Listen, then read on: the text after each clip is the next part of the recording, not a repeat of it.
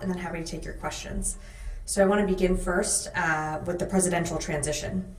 Yesterday, in a message to the force, Secretary Austin emphasized that the department will make a calm, orderly, and professional transition to the next commander-in-chief.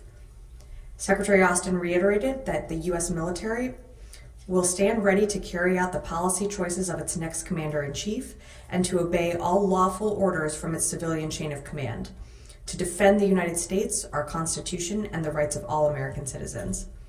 He also reaffirmed that the U.S. military will, quote, continue to stand apart from the political arena, to stand guard over our republic with principle and professionalism, and to stand together with the valued allies and partners who deepen our security, end quote.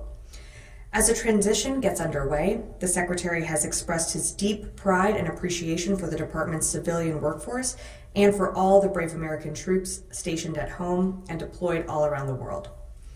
And just a few moments ago, Secretary Austin presided over the Southcom Change of Command in Florida, where he commended the brave men and women of U.S. Southern Command for defending our country with the utmost patriotism and professionalism. Alongside Chairman Brown, Secretary Austin thanked outgoing Southcom Commander General Laura Richardson for her leadership and for the work she's done to strengthen security across the Americas, and passed on leadership of U.S. Southern Command to Admiral Alvin Halsey. A video and the transcript of the Secretary and Chairman Brown's full remarks will be available on defense.gov. Switching gears, separately, earlier today, Secretary Austin spoke to Israel's Minister of Defense, Yoav Gallant. Minister Gallant has been a trusted partner and friend whose expertise and professionalism was deeply valued. The Secretary expressed his hope and expectation to have that same good partnership and working relationship with Israel's next Minister of Defense. The Secretary underscored that the U.S. commitment to Israel's security remains ironclad, as does our support for Israel's right to defend itself against aggression from Iran and its proxy groups and partners. He also emphasized that the United States remains deeply committed to de-escalation in the region through a ceasefire deal in Gaza, which would also secure the release of hostages, and a diplomatic resolution in Lebanon that allows both Israeli and Lebanese civilians to return safely to their homes on both sides of the border.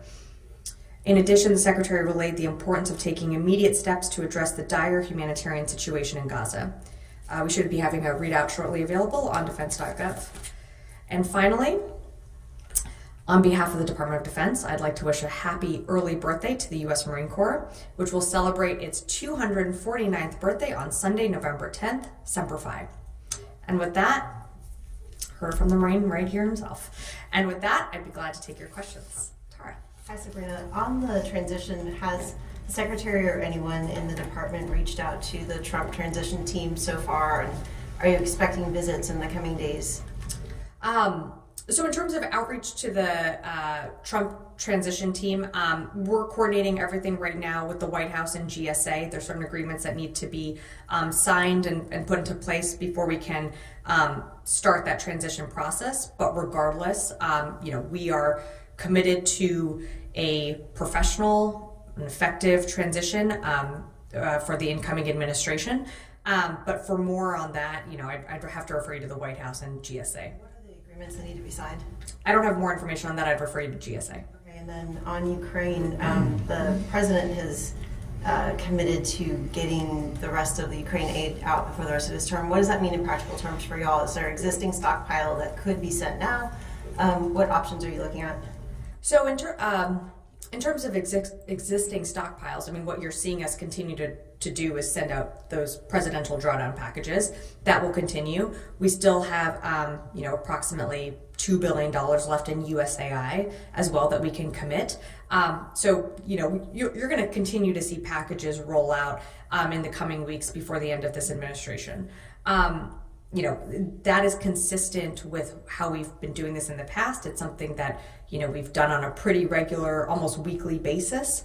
But I'd remind you, it's not just the United States that's supporting Ukraine and that will continue to support Ukraine. Part of the UDCG, you have, over 50 countries. And on top of that, Ukraine has bicameral and bipartisan support in Congress. So there is an administration change that's going to happen in January, but support for Ukraine remains strong. Jen. So just to follow up on that, Sabrina, I had heard the number $9 billion in aid that would be rushed over there in the next coming months. And does that mean, but there was some concern that those weapons wouldn't arrive in time before January 20th. And so is it still possible for that to be reversed or stopped? How does this work? Can you explain? So in terms of, apologies, I'm not exactly sure where you're getting the $9 billion dollar amount from, but I'm happy to walk you through some of the numbers that I have in front of me.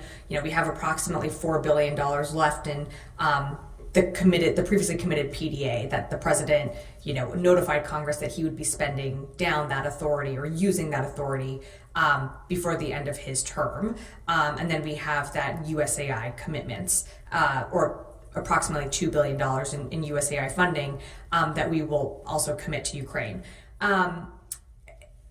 When it comes to presidential drawdown packages, some things can arrive within days and weeks. Some items in those packages take longer. It does matter on what's available on our stock or on our shelves. You're going to see us continue to draw that down, pretty frequently. Could there be things that go out beyond January 20th? I can't say for certain right now, but we're committed to drawing down those PDAs. The USAI contracts, those could go for longer. But again, those are commitments and contracts that this administration has signed, so we would expect those to be upheld. And back in January, the Inspector General had found that $1 billion worth of aid, military aid, had not been accounted for. Are you concerned that rushing this next tranche, there may not be accountability and that some of this drawdown could, disappear? We're not. We are very confident in the processes and procedures and measures that we've put into place when it comes to getting aid to Ukraine and taking accountability for all of that. There have been reevaluations over time. We certainly welcome the Inspector General's review of those materials, but we're confident in the transparency of that process, and we're also confident in the support that Ukraine has from this administration and from Congress that they will continue to get those, whether it's capability systems, that will continue to flow to the battlefield. Oren. Two questions. First is a follow-up here. Do you have enough weapons and equipment in current stockpiles and what will be produced before January 20th to actually use the remaining $4 billion in PDA? Well, the president made the commitment that would be drawn, that we would use that PDA authority and before the term ends. So, we're always constantly backfilling and restocking our shelves. It's something that we're confident in getting those commitments to Ukraine when that comes to that over $4 billion in authority. But that doesn't answer the question. Do you actually have enough to use all of it? Are you saying you do? We are going to use it, and the president has committed to that. And so I'm not going to get into an Excel spreadsheet of what we have on our shelves, but we're committed to providing Ukraine what it needs, and that includes that $4 billion in authority. And then my other question, thank you. We noted the wording of lawful orders in the Secretary's message to the force. President-elect Donald Trump has spoken repeatedly during his campaign about how he would use the military, including active duty and National Guard, for domestic issues. Is the department preparing for that possibility? And what's the message to the force about how troops and commanders should be thinking through that? So look, I'm certainly not going to speak to hypotheticals. And the secretary said, pushed out a memo to the force that I think captures the sentiment of where he is and this administration. I think it's important to remember that the military is apolitical. And so, as it says in his memo to the force, the U.S. military will stand ready to carry out the policy choices of its next commander-in-chief and to obey all lawful orders from its civilian chain of command. I've seen those comments. I'm just not going to go down that road of hypotheticals, but this is certainly the finest fighting force the world has ever seen that will continue to defend our country, our Constitution, and the rights of all citizens. But given the comments that are quite clearly out there, no one is preparing or thinking through further or deeper what those possibilities and what those lawful orders might look like and what they might not look like.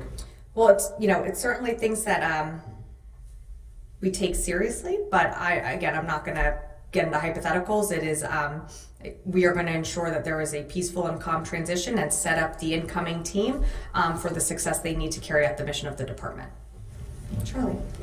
Thank you. I just want to follow on from that.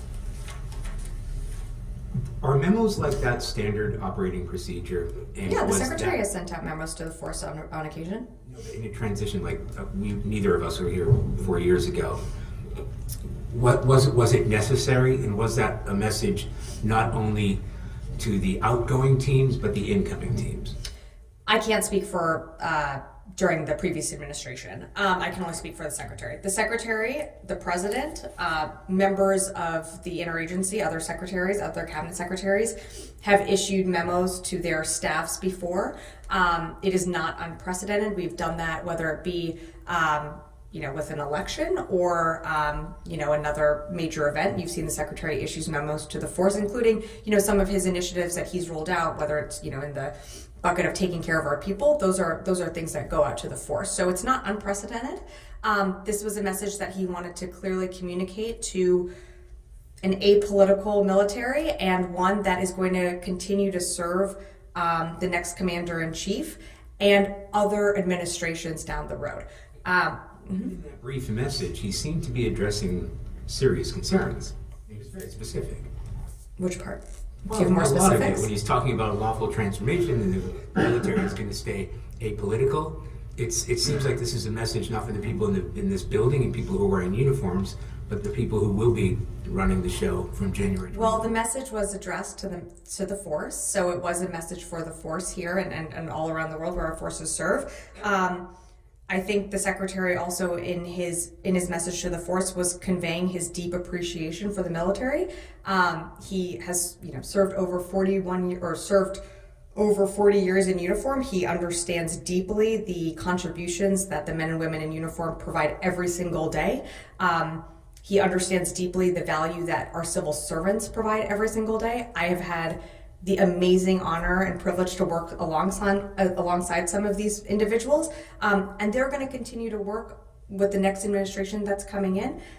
This was a message about the incoming team and the transition of power, and we're going to make sure that the Trump transition team, when they are ready to start that transition process, it is one that we are working with them on.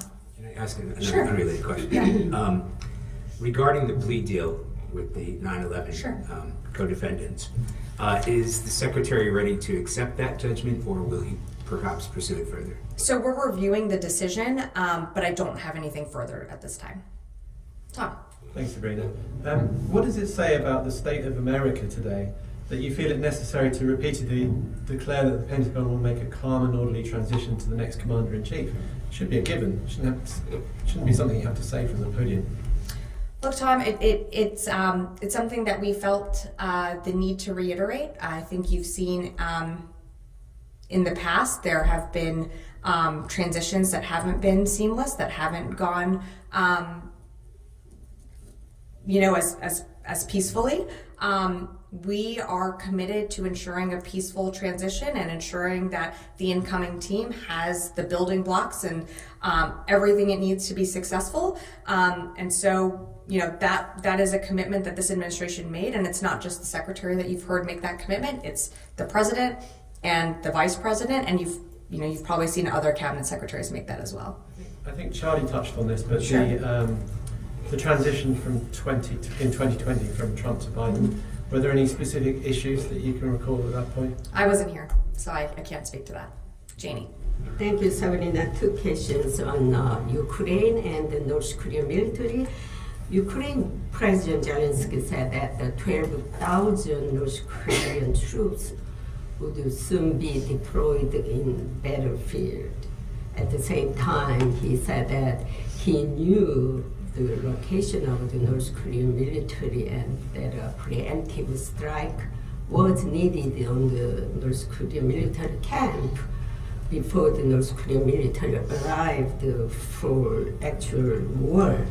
Does the U.S. agree to preemptive strikes against North Korean military? So, JD, what we've said pretty publicly from the podium is that we know North Korean soldiers are moving into the Kursk Oblast within Russia, and likely going to be engaged in combat. Preemptive strikes within the Kursk Oblast, I mean, the Ukrainians are operating within Kursk. They're holding that their lines, but, we fully expect that DPRK soldiers could be engaged in combat, and if they are legitimate targets. So we've been pretty public about that. The numbers reported by South Korea, United States, and Ukraine are not the same. Why are the numbers on North Korea military deployment? Numbers can range. Yeah, numbers can range based on intel assessments and how we get data and collect data, and we certainly take what the Ukrainians or our ROC counterparts have provided, and we do our own assessments as well. Right now, we've assessed that there's probably between 10 and 11,000 DPRK soldiers within Kursk. That number, as you heard General Ryder speak to on Monday, that could go up.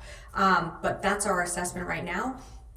Intel is something that you interpret, so those numbers, can range, given interpretation, but that's our assessment right now. So confused, you guys have shared with, at least shared information, intelligence information between our alliance in the United States. Yeah, so Janie, what I would tell you is intelligence isn't always black and white. We do our best to distill it, and we do our best to disseminate it when we can and share what we know. We do it based on our assessments and what we feel comfortable with. So right now, what we feel comfortable with are the numbers I provided you. Should that change, we'll let you know. Aaron. Have you guys had any policy change? Are you discussing policy change with the long-range missiles in Ukraine? I don't have any policy changes to announce from here today. I don't have anything to announce today. Also, an update on North Korea troops.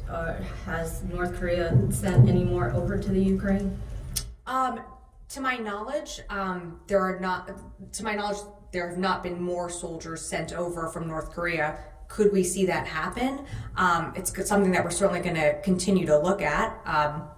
Putin is clearly desperate, having failed in his strategic battlefield objectives. So could we see more DPRK soldiers make their way to the battlefield, make their way to Russia for more training? We certainly could, but I just don't have any more numbers to announce today on that. The total number now that we're at? What I said to Janie was our assessment is that there are approximately between 10 and 11,000 DPRK soldiers within the Kursk Oblast. Yeah. Thank you. In his speech this morning, President Biden pledged to use his time in office to full extent. What exactly will the Pentagon do in the next 74 days to support Ukraine and make sure that every day here counts? New capabilities, adjusting some policies, other things. So what are the plans? Well, we're always looking at the capabilities that Ukraine needs on the battlefield that Ukrainian fighters are going to be able to have an impact with and that are going to make the biggest difference. I don't have a set of new capabilities or new things that we're considering today, but every time we roll out a package or do another USAI commitment, it is an investment in Ukrainians who are fighting on the battlefield to be successful.